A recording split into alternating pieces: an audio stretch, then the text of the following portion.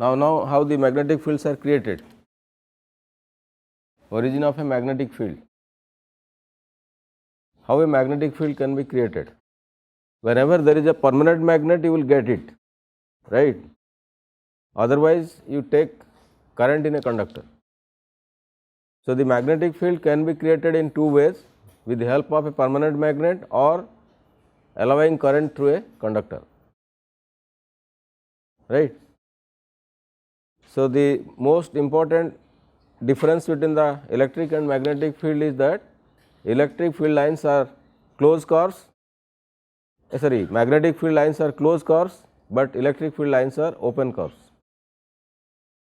So, property wise both the fields are totally different. Then now if you think about the electric field, if it is a positive charge and negative charge, then field starts from positive charge, ends in negative charge. That is why it is open curve. All field lines are started from positive, ends in negative. But in case of a magnetic pole, if it is north pole and this is south pole, it will start from north to south outside, but inside from south to north. That is why it is closed. So, the fields are obviously different because of field lines are different. So, magnetic field can never be compared to electric field, right. No field can never compared. All the fields are having their own property, that is why they are differently named, electric, gravitational, magnetic, because they do not have similar properties, right. That is why they are called gravitational field, electric field, magnetic field, any kind of field, because of field lines and their behaviors. So, then now if you are taking a current carrying conductor, around the current carrying conductor you are getting a magnetic field, right. So, if there is a, then how can you represent that? Suppose this is a current carrying conductor, current goes in this direction or in the opposite direction, either the way may be. In both the cases, the field lines are looking like this when current goes in what direction? It is upward or downward, like this, right hand thumb rule. Current goes in thumb, curly finger shows you the direction. And the symbolize, if it is upward towards you, then it is dot, right. If it is cross, inward to the plane where you are writing. So, the field is, if perpendicular to the plane where you are writing, then it should be symbolized as dot if it comes towards you, but if goes away from you, then it is plus or cross. Symbol will tell you what kind of field is there and in what way you are considering the direction. So, directions are implied by either dot or cross, two only, perpendicular to the plane. If it is cross, it is away from you, if it is dot, comes towards you, but both are perpendicular to the plane where you are writing or where you are considering, right. Symbol will tell in what direction the magnetic field you are implying. So, then now if this is a current carrying conductor, let us say this direction, if it goes up, then the curly finger tells in this direction. So, this is the B, magnetic field, but similarly when it goes in this direction, current goes in this direction, obviously it is reverse. So, it is right hand thumb rule will tell you in what direction the field lines are present, but they are all closed curves, you know it. Magnetic field lines are all closed and they are appearing as closed loops around the current carrying conductor. So, then now what is the difference in uniform and non-uniform field? Can you create a uniform field by the current carrying conductor or non-uniform field? The field that created by a current carrying conductor is a uniform field or non-uniform field. How will you know? How do you know that the field is uniform? Which quantity will tell you that the field is uniform? Huh? Rate of change of current, no, rate of change of current is there, means there is magnetic field. Why do you go for rate of change of current? Huh? Magnetic needle will tell you there is a field, but never tell that it is uniform field. I am asking about uniform field. Magnetic needle can tell you there is a field only, but never tell that there is a uniform field, right. I am asking how will you know that the field is uniform? Magnetic field is there, but whether the field is uniform or non-uniform, how to know? Huh? Steady current. If steady, then only you can tell, otherwise not, right. If the current is not steady, the field is never uniform. So, if the current fluctuates like AC, the field is never uniform, it will change. In case of DC, you can tell it is fixed or uniform. If DC current is there, field is uniform, but for AC, not uniform. That is why steady current means DC current. AC is never steady, right. If you allow AC, then never expect any uniform magnetic field around the conductor. There will be magnetic field, but it is never uniform. But when there is DC current, definitely the field is uniform magnetic field, right. Then now there is a quantity in field that is called as flux. Any field, may it be gravitational, electric, magnetic, any field is associated with that quantity, right. What that flux means? It is associated with field lines, right. It is associated with field lines. So obviously field is there means field lines are there. So it is a very common term called as the flux. What do you mean by that flux? Suppose here like this, the field lines are this with field intensity B, and you are taking some area in this direction. Then now what is the flux associated with that area? How will you know? What do you mean by flux associated with this area? Field is in this direction, right. Then how much flux will link? Flux means total number of field lines, right. Total number of field lines passing through passing through the area when that area is kept perpendicular to the direction of the field, otherwise not, right. So if this is the area and the field lines are going in this direction which is perpendicular, then whatever lines of force are associated with that area is the flux linked with that area. But when the area is like this, field is going this way, you have to find its normal component. What is the component of the area in perpendicular direction to the field direction? Then only that will be the flux. So now if I will take a small elementary area here, then obviously that area is, let us say, going in this direction. So it is a vector quantity. Elementary area is a vector, right. Area is not a vector, but when you take infinitesimal small area, it is a vector. So when that elementary area dA is this, then what is the flux associated? Let us say dB. Then it is a number, d phi. D phi is the flux associated with the area dA, which is never perpendicular to the field direction. It makes an angle, let us say, theta. Then obviously it is B dot dA, which is scalar quantity. That way you can measure the flux link with an area, right. So if you know the area and the field strength, then you can calculate the flux associated with that area. So if you are taking the whole area, just integrate it both the sides, right. So this is integration over the whatever area you are having, and this integration will tell you phi. So obviously you can tell over the integration is over the whole area, this surface integration, then it is nothing but V dot dA, or it is B dA cos theta if the angle between dA vector and B vector is theta, right. Then only we are getting the flux. So when the flux will link more with the area, that depends on the orientation of the area. If the orientation is changing, flux link with the area is also changing. So even though the field, you cannot change the field strength, but you can change the area, right. If the area orientation is changing, theta is changing, obviously flux link with the area is also changing. So then now if you will take, then now what is the what that law is called as Lenz law. You know about Lenz law? What that law tells? What that law tells? Lenz law is referred to, no, I am not telling Lorentz. Lorentz and Lenz are different. I am telling Lenz law. This is not Lorentz law I am telling. Lenz law is referred to what? EMF. Rate of change of flux is causing an EMF, and that is explained by Lenz law, right. The direction of that EMF is given or explained by the Lenz law, right. But if you think about the Lorentz law or Lorentz force equation, then what that equation tells? Lorentz force equation. Lorentz force equation will tell you when a charged particle is moving in a field, magnetic field, right. When a charged particle is moving in a magnetic field, how much force it will experience. That is explained by Lorentz force equation. So because now see, suppose let us say here is a magnetic field of field strength B, and here there is a charge q plus q, let that charge is going in this direction with a velocity v, right. The charge is not at rest, the charge is moving in that direction with a force with a velocity v, then whether that charge will experience force or not, it will experience force, and that force is explained by Lorentz force equation. How much force it will experience? How will you get it?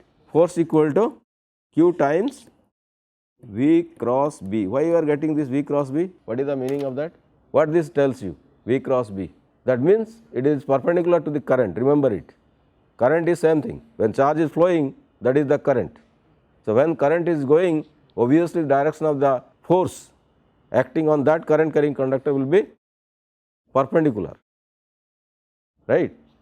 If I will take a current carrying conductor here, let current goes in this direction, I will find the field at this point P, then it should be, the field is there, but field strength at that point will be determined by this, in what direction that field will be there, how much force is experienced by this current, because you see when there is a current, now tell if current is there and you are placing two current carrying conductors in same direction, conventional direction is same, they will repel or attract, it is not charge, current, but the direction of current in these two conductors, parallel conductors are same, then whether there will be the two conductors will attract or repel, because they are not like charge, do not confuse, this is a current carrying conductor,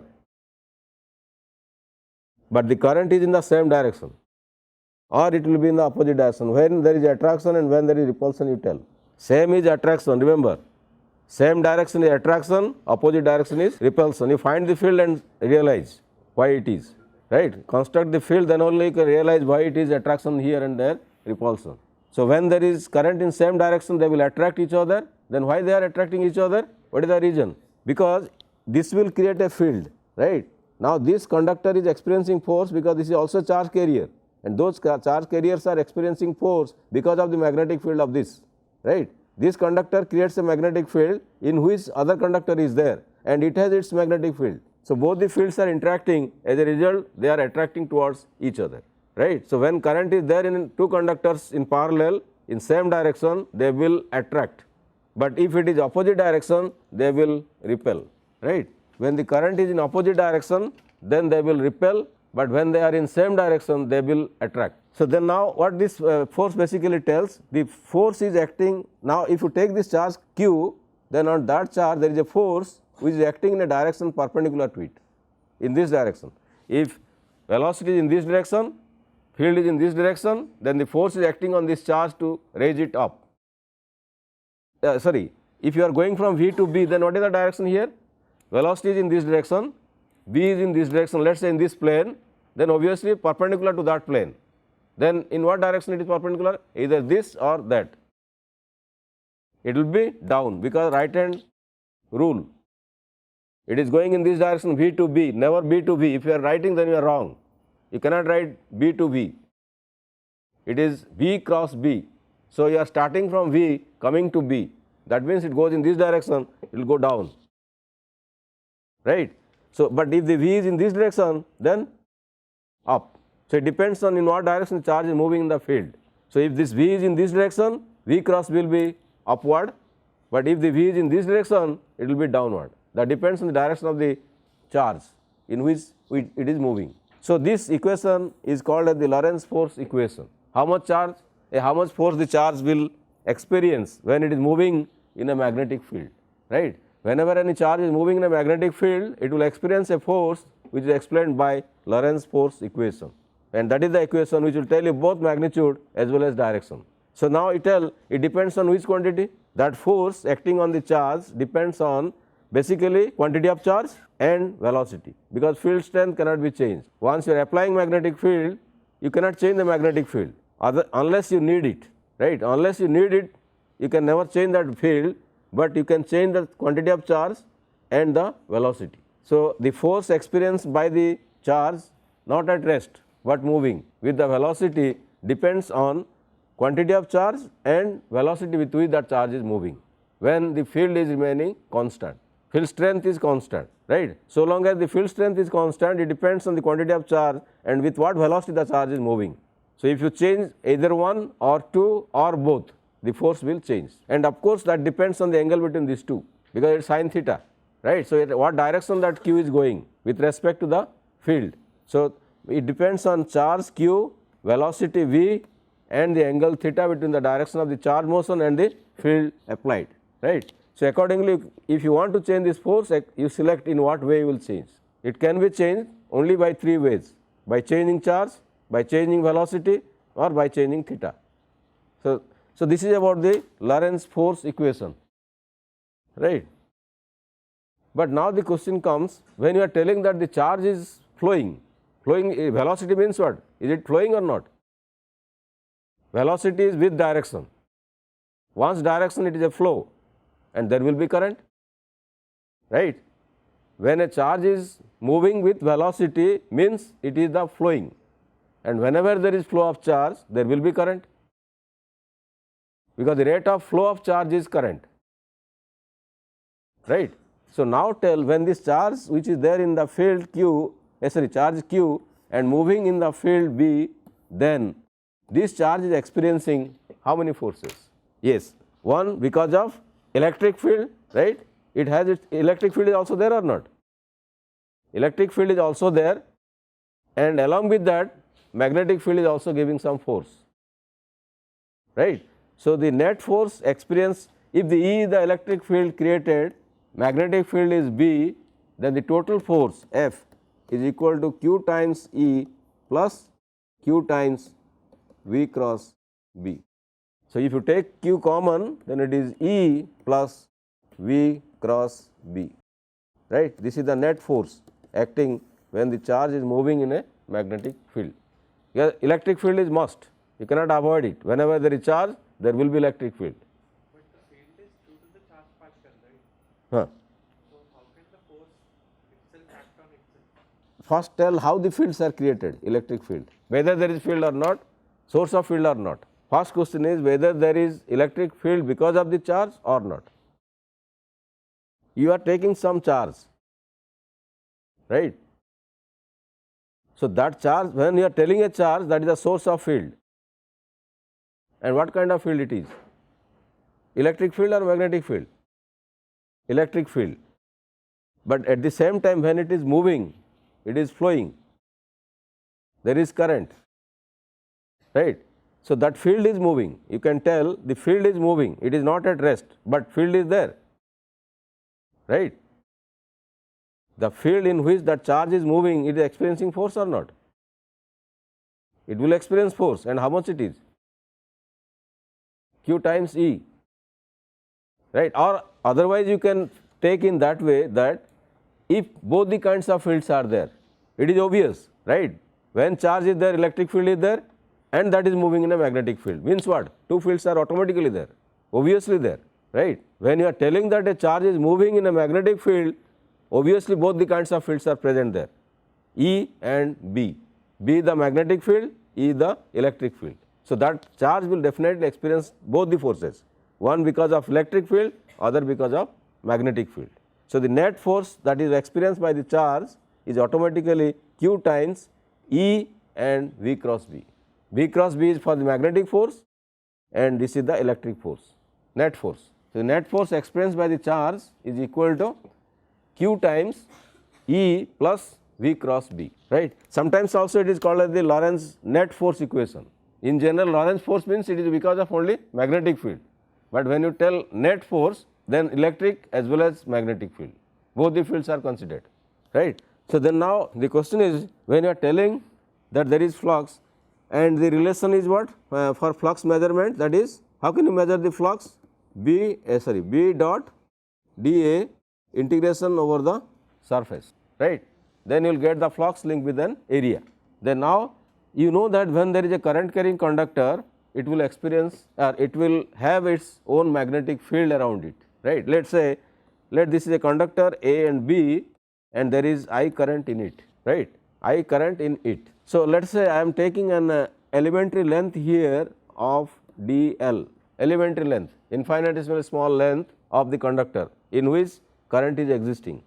Current never flows, remember it, do not tell current flows, current exists because of charge flow, right? Current never flows. So, then now if I will take a point here P, so at this point there will be magnetic field, right? Then how to get the magnetic field at a point P due to this current carrying conductor, right? Understand the problem? There is a current carrying conductor, current carrying by that conductor is I, strength of current in that conductor is I, and because of that current you will get magnetic field definitely, but now you are asked to find the magnetic field intensity at the point P because of that current carrying conductor, right, which is let us say at a distance of r from the conductor. Conductor means elementary conductor, right. So, you might have come across this problem in +2, right. What is that? How can you get it? How can you get it the magnetic field at any point at a distance r from the element in which current is existing? How will you calculate the magnetic field intensity at this point P? Tell me now, I am asking. So, let us say I will take the tangent here to that element, this is the tangent and this makes an angle theta, right. The vector joining that element to point P is r vector and that direction to the tangent at that element is, let us say, in this direction. So, there is some angle, right. Then now tell the field strength here is depending on how many factors. If I will take the point away, strength will increase or decrease. Suppose instead of putting the point here, I will take here, then strength will increase or decrease. Here is a, let us say this is the space and you are the let us say it is a charge, right. So, you tell field strength is changing from point to point or not, electric field strength, similarly magnetic field strength, right.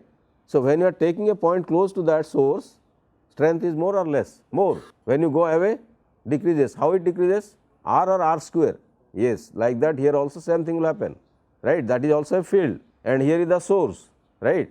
So, when you go away, then the magnetic field created there, let us say dB because of the element dl, because you are taking the elementary length dl and the strength created by that elementary length dl is, let us say, dB, right. This dB is proportional to this.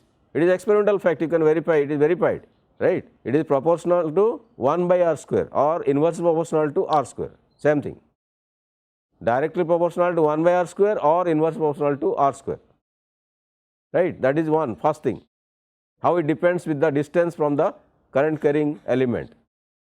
Then it also depends on the current strength or not. If the strength of current is increasing, then the also intensity here will increase, right. So, it also depends on the field strength, current strength, strength of current in the conductor due to which the field is created, right. Then theta means orientation of that element with respect to the radius vector, not theta, rather sin theta. Then any other element is required, it is also proportional to length that you have considered, elementary length. If length is more, field strength there will be more or not. So, it depends on all these 4 factors and they are elementary length. Actually, I am telling the magnitude, forget about the direction. Direction you can find out, now you know how to get it, direction, right. But the field strength at this point is if dB due to this element dl, then how will you get that? It is experimental fact, these are all true. So, dB is depending on the length, elementary length dl, proportional to 1 by r square, proportional to strength of current in the conductor and proportional to sine of the angle theta. Theta is this angle, right. Then what is this law? How you know this? That is the result, experimental result was explained by Biot and Savart. That is why it is called as Biot-Savart's law, right. Biot-Savart's law is an experimental study. They studied it, verified it, then give the law, and the law told the magnetic field created due to a current carrying element is proportional to the length of the element, proportional to 1 by r square, proportional to strength of current and proportional to sin theta, right. That is the Biot-Savart's law, which is experimentally derived. So, then now automatically we can tell what the dB is. dB is equal to a constant times I dl sin theta by r square, right.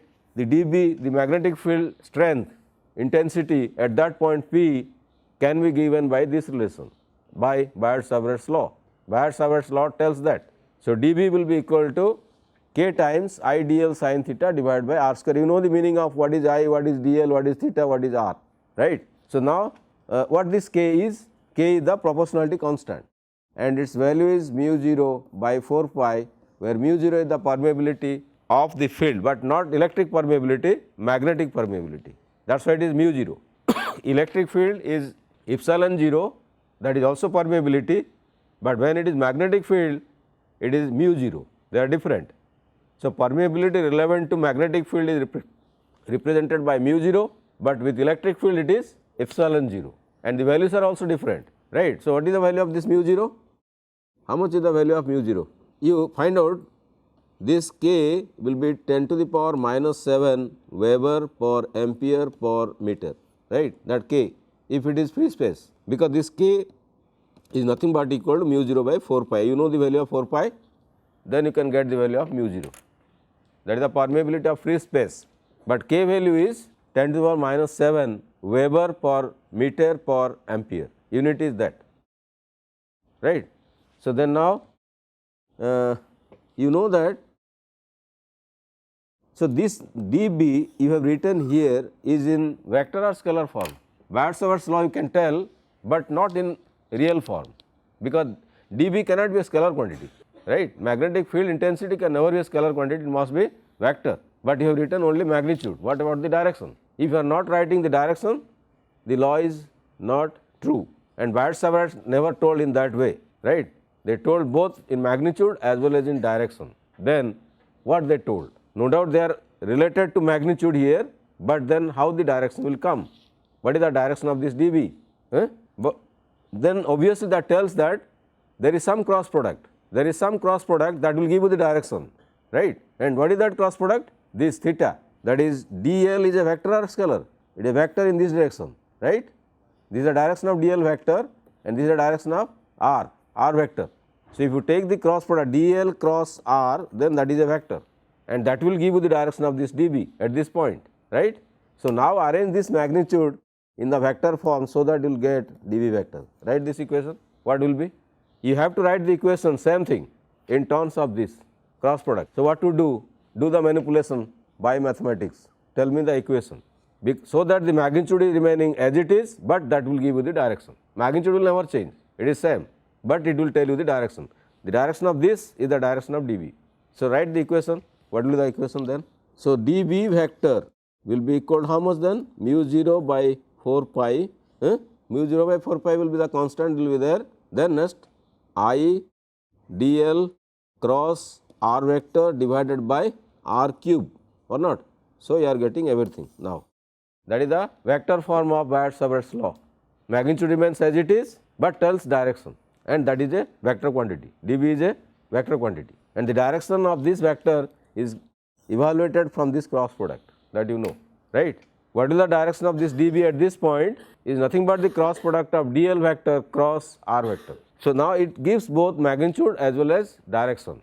Since magnetic field intensity is a vector quantity, it should have both, and both are now there. So, therefore, this is the Bart-Savart's law in real sense, because when they are giving a law, it is never only for magnitude, that must be also associated with the direction. So, it gives both magnitude as well as direction, right. So, then now applying this law, you can find out a intensity. Let us say this is a straight current carrying conductor, there is a point P which is at a perpendicular distance of A from the current carrying conductor, right. This is a straight current carrying conductor having strength I, and you are taking a point P which is perpendicular to the current carrying conductor or direction of the current carrying conductor, perpendicular, right. So, then how to get the magnetic field intensity at this point P which is a distance of A? Find out, you are applying Bart-Savart's law, right.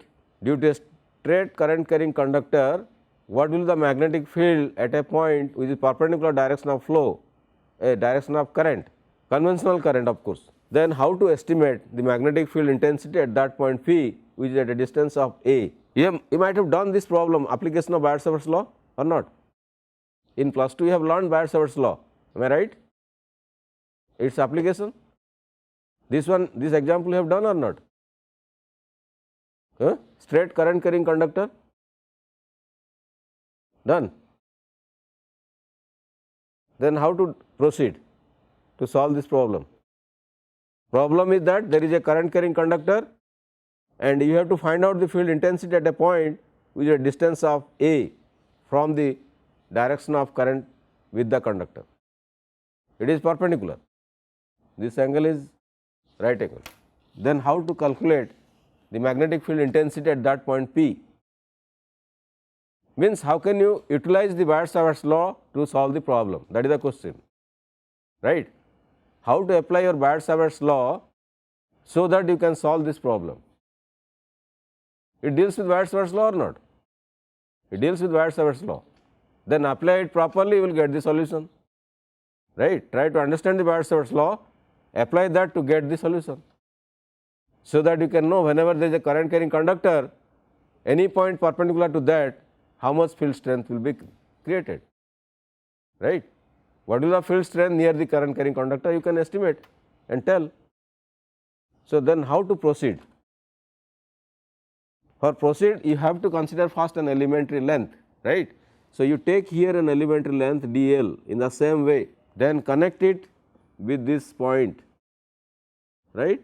And this distance is your r, middle point of that element, right?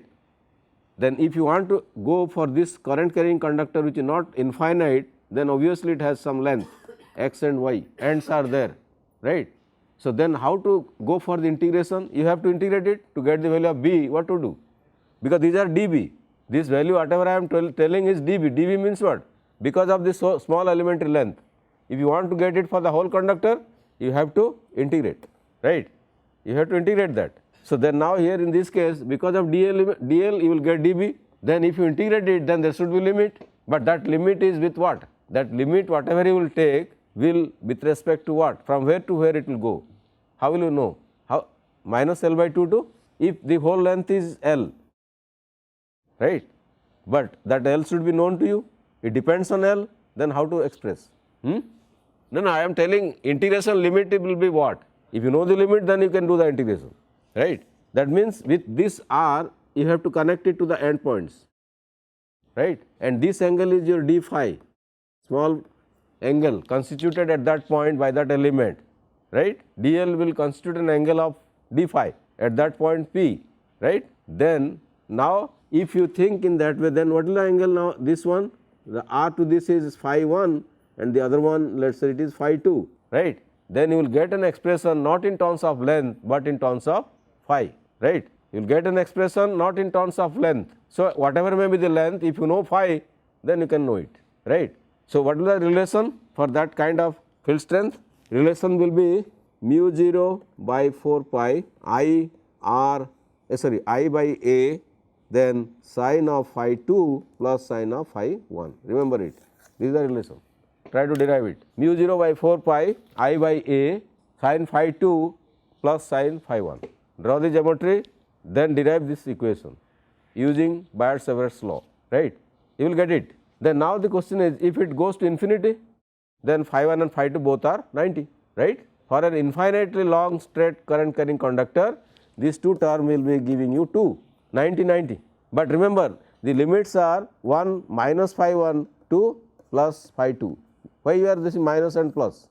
Because the angles are measured in that way, when it is minus and when it is plus, right? That is why it is minus phi 1 to plus phi 2. Phi 2 is plus, phi 1 is minus. And then you are getting this phi 2 plus phi 1, sine of phi 2 plus phi 1, and if phi 2 phi 1 both are 90 each, then obviously you are getting 2, 1 plus 1 2, then accordingly what the relation will tell? How much it is? It will be mu 0 I divided by twice pi a, due to a straight infinite long straight current carrying conductor, right? But if it is finite, you have to write in terms of phi 1 and phi 2. When it is going to infinite long, obviously phi 1 and phi 2 are parallel, right? Means it is 90 each, both are 90 each. Then you will get the value sin 90 plus sin 90 is 1.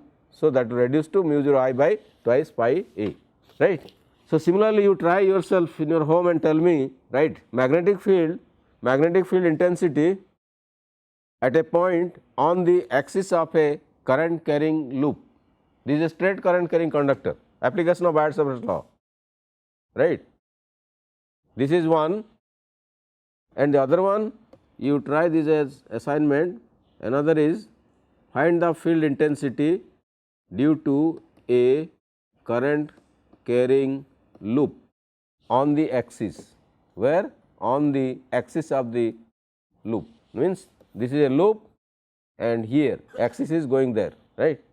Understand, current carrying loop is there and axis is passing through the center, but that point is not at the center, at some other point on the axis, right. So, if I will tell in this way, let this is the current carrying conductor, here is the center, then the point is here P, that is the axis. At that point you have to find the magnetic field intensity, right.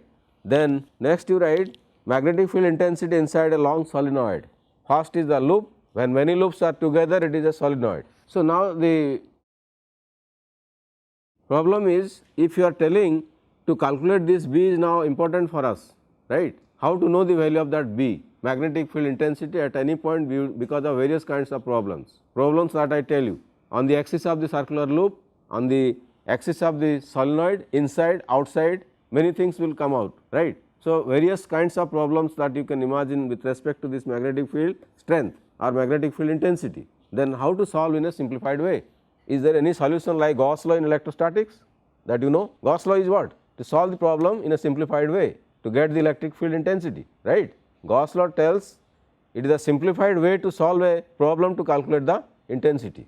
Similarly, are you knowing any laws is there in magnetostatics, from where you can calculate this B, magnetic field intensity, in a simplified way, because you know they are different fields. There it is electric field, now it is magnetic field. Magnetic fields are all the time closed loops, but the electric fields are never, and for that there is Gauss law to calculate electric field intensity, but that Gauss law cannot be applied here, right. That Gauss law you cannot apply. Then what kind of law it is? That is called as the Ampere's circuital law, right. It is equivalent to Gauss law, Ampere's circuital law, right. So, what the law tells basically? The line integration of the magnetic field intensity over certain length, right, because it is closed curve. Closed curve means what? You take from, let us say it is a closed curve, let us say it starts from here, then it will end there, field line will definitely end there. So, that is why it is closed curve. For any closed path, it is nothing but equal to mu 0 times strength of current within that area. How much current strength is there for which the field is created, right. That is the Ampere's circuital law. So, that basically tells that the line integral of the magnetic field around any closed curve, this is a closed curve, right. Left hand side is the magnetic field for any closed curve, means obviously it is for field lines and associated with this B, field line means obviously B is associated, right. This is equal to mu 0 times strength of current due to what the loop is created. There definitely there is current or not, without current you are not getting any magnetic field here. So, if you are getting such magnetic field, take any loop, right. That means you have to imagine a Gaussian surface here also, right. You have to imagine a Gaussian surface here also, but that is not Gaussian surface, rather you can tell that it is the imaginary surface to calculate this integration. Then you can know how much strength of current is there in that loop. So, if you solve this integral, then you can easily calculate the value of B, magnetic field intensity, using Ampere's circuital law. So, that I told, the problem I told is magnetic field on the axis of a loop for a solenoid, you can try in that way, in this way also, both will be same, but this is the easier way if you know the Ampere's circuital law, right. So, applying Ampere's circuital law you try, and usual method that was explained, that also you try, both will be giving same result, right.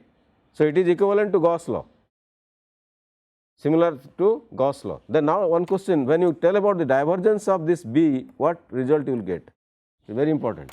It is a part of the Maxwell's equation, like del dot E is how much, that you know, right. Del dot E, divergence of the electric field is Q by epsilon 0 or not. If you will take the uniform charge distribution, better tell density, that is the Gauss law, right. Similarly, this is the Gauss law in magnetism.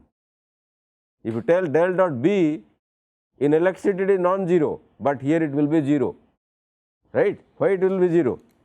It is Gauss law in magnetostatics. Gauss law in electrostatic that you know is the Gauss law in magnetostatics, but try to derive this relation, that is the divergence of a magnetic field, and that must be vanished. You try this one and tell me next time why it is vanishing.